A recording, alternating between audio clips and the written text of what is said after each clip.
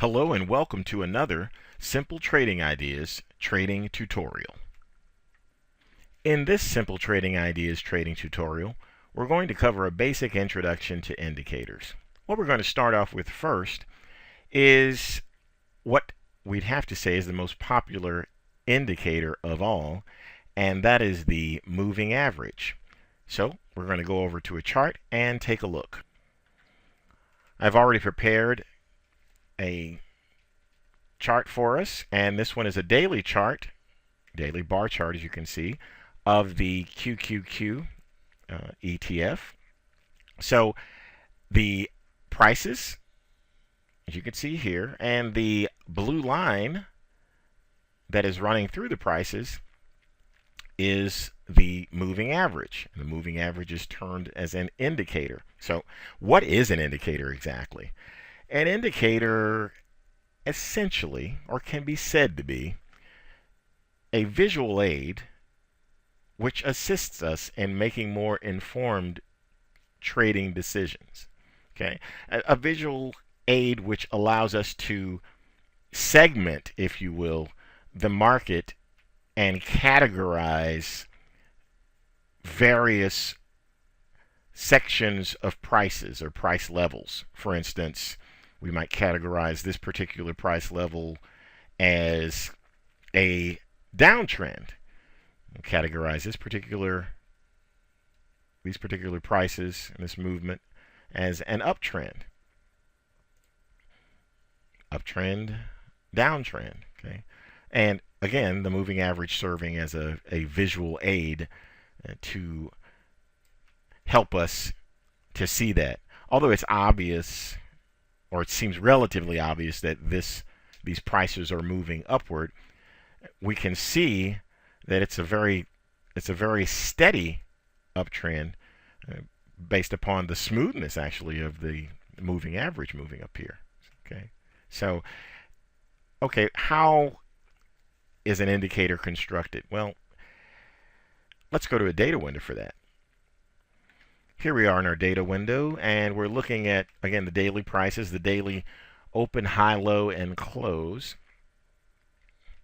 of the QQQ, and those prices being in black and our moving average being in blue. Okay, now how the moving average is calculated is straightforward. The last X number of prices, okay, and in this case, the last 10 prices, closing prices, are added together, and then they are divided by the number of periods. So, for instance, for the sake of illustration only, let's say the last 10 closing prices coming down here, every price was $60. Okay, so we add up all those.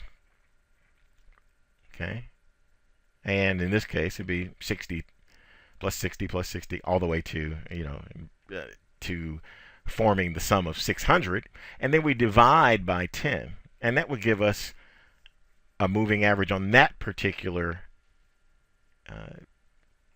day of that last $60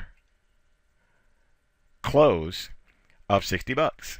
So that'd be $60. So in this case, you can see the average is changing because it's only the last 10 days. So once it's a new day, and it's the last 10 days, then the previous 10 days moving average is there. New days moving average is here. And it's called a moving average because it is indeed an average, and as you can see, it does move. Okay, it does move.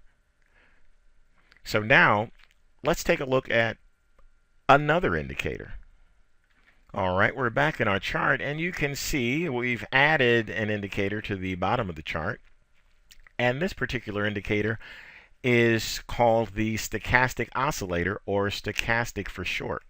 Now, it's in a different section of the chart, and immediately you notice that it is not up here with the prices as is the moving average. And that is because this is an oscillator and it travels, its value moves between two extremes. Those two extremes are 0 and 100. So it needs its own separate little window down here for its own particular value scaling. Okay, so the stochastic is a bit different in that it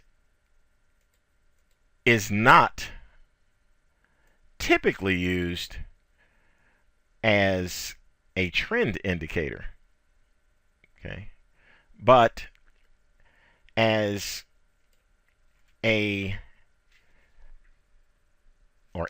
indicator of potential price exhaustion or price exhaustion. I'll tell you what I mean here. Okay, there are two different lines, as you can see. One is a 20, other is an 80.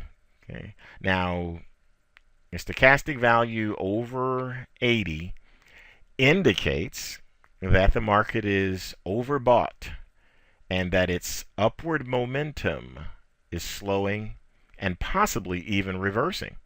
Okay, and in this case, the upward momentum did slow.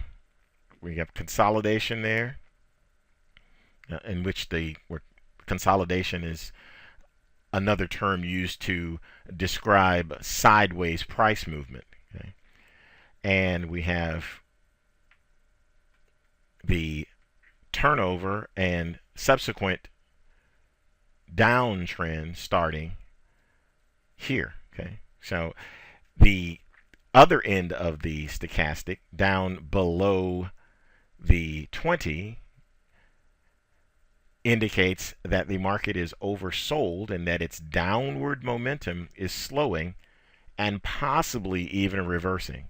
Again, this is an indicator, and as we can see here, we are under this 20 level, and we may anticipate, based upon the general interpretation of stochastic, that this particular, as we stated before, this particular downtrend is slowing and there might possibly be a reversal. But this is an anticipatory tool rather than a predictive tool. I like to think of indicators as allowing us to anticipate what market movements may be, because this gives us an opportunity to position ourselves in order to trade profitably. So that's the conclusion of our brief basic introduction to indicators. Thank you for taking the time to join us for another Simple Trading Ideas trading tutorial.